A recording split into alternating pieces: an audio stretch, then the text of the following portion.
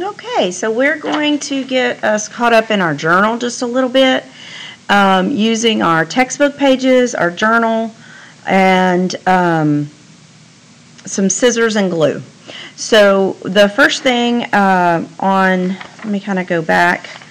I'm catching up a friend's journals that hasn't been here. So on page 55, you should have abiotic and biotic notes, and those look like this. Nope, that's how we're talking about. All right, abiotic and biotic notes. So if you want to pause that and you can copy those, that's on page 55. And then on the next page, 56, we had autotroph and heterotroph notes. We said autotrophs could also be called producers and heterotrophs could also be called consumers. And then on 57, there are 4 types of heterotrophs. Carnivore eats only meat.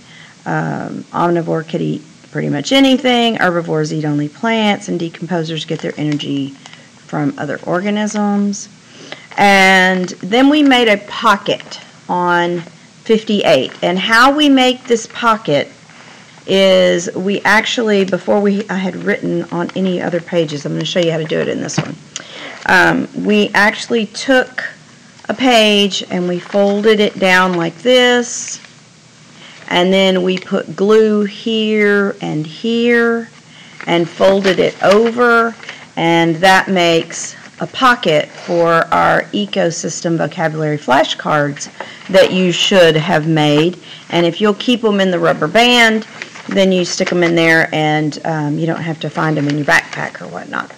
So the next page is the ecosystem graphic organizer. So I'm going to help my friend out here, and I'm going to go ahead, and the way we did this in class was I had all the kids take out all of just the word vocabulary cards, and then they had to make choices. So if ecosystem was the top card, okay, it was the first thing, then we said it could be divided into 2 parts. Ecosystem consists of this and that. And they said that it consists of abiotic factors and biotic factors. And so we actually wrote in those 2 words, but on their desk they had they had found those 2 cards and put them out there. Then, of course, this is everything that's non-living, never was living, not made of cells, and biotic is living or dead organisms that are made of cells. And all of these biotic factors could be divided into 2 groups. They are either going to be this, I'm going to kind of do it way over here, or that. And we said those were autotroph, which can make its own food, or heterotroph, which have to eat other organisms to get energy. And heterotrophs could be divided into 4 categories, just like our notes on page 57. So this is going to take kind of the whole line. So I'm going to kind of skip down a little bit, and I'm going to write way over here in the margin. So that would be carnivores, omnivores, herbivores, and the one that most people forget, decomposers. And so if I put those in a box, I learned to draw my boxes after I write the words because I tend to write big. So connect those. And notice I'm not using arrows. I did, I think, in class, but I since decided I just want to connect them with lines because it's not showing the flow of energy. It's not a food web. And so I just want to show that these are subdivisions. And then each of these heterotrophs is either going to be predator if it hunts down other organisms, or it's going to be prey, or it may be both.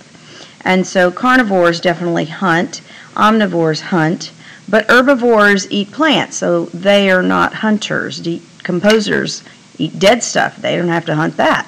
So these two are the only ones that could be predators. And then at some point, even a predator can become prey. If you don't believe me, ask anybody that swam with sharks. Humans tend to think of themselves as apex predators, but sometimes they're not. So there's our ecosystem graphic organizer. So with that, we are going to do this activity. So we have a portion of a Marsh food web here on the right. Portion just means a part of, it's not the whole thing. We're going to create accurate statements to describe the organisms in this food web, and we're going to use all of the vocabulary words that we have learned that apply to each organism. And so when I first look at this food web, the first thing that jumps off the page at me is the dotted lines. I'm like, whoa, what's dotted lines? What does that mean? And so upon further examination, I see that every single organism has an arrow that goes, a dotted line arrow that goes here. And so I realized really quickly that they've used dotted lines to signify dead organisms that are being decomposed. And so this is my decomposer. So I'm going to label that right quick.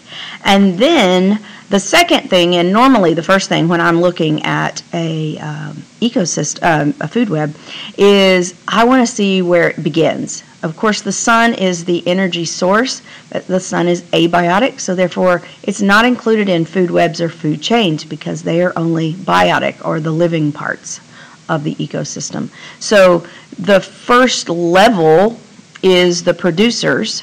And so I'm looking for something that is a producer. Now, I don't know every single plant that is out there. I don't know the name of every single thing that might photosynthesize its energy. I do, however, know that on a food web, if there is no energy arrows pointing to it and only energy arrows pointing away from it, that it is the producer. So when I look at these arrows,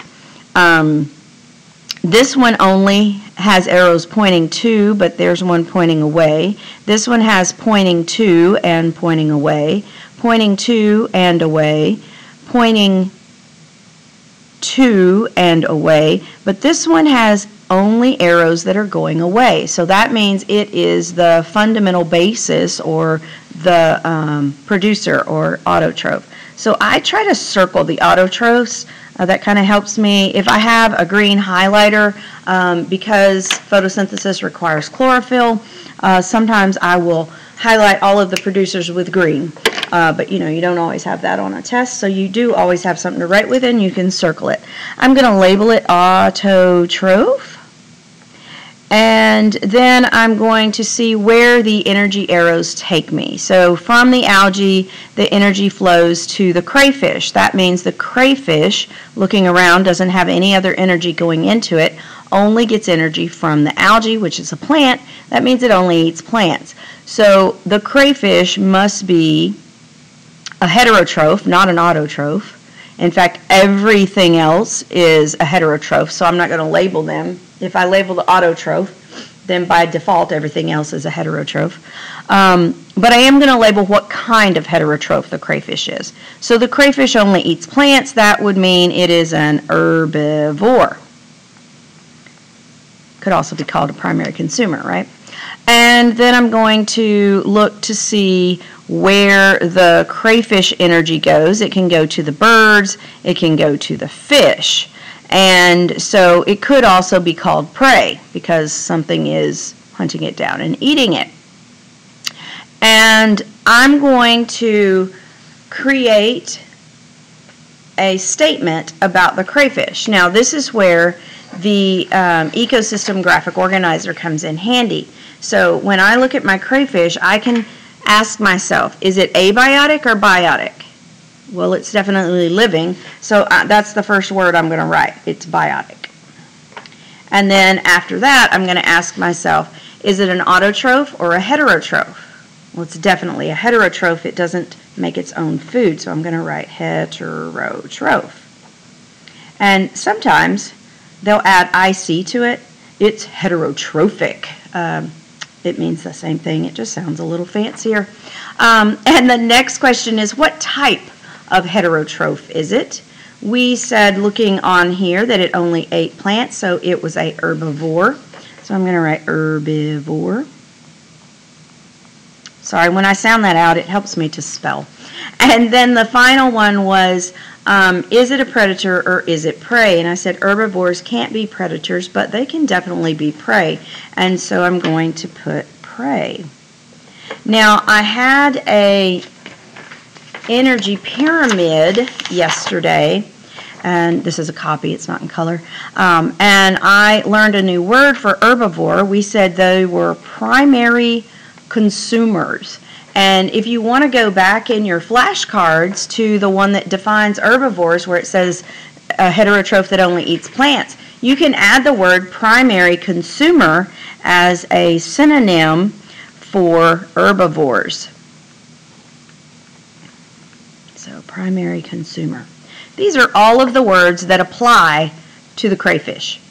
I want you to complete labeling this food web, and then I want you to do this same process with the birds, the fish, the worms, the algae, and the bacteria.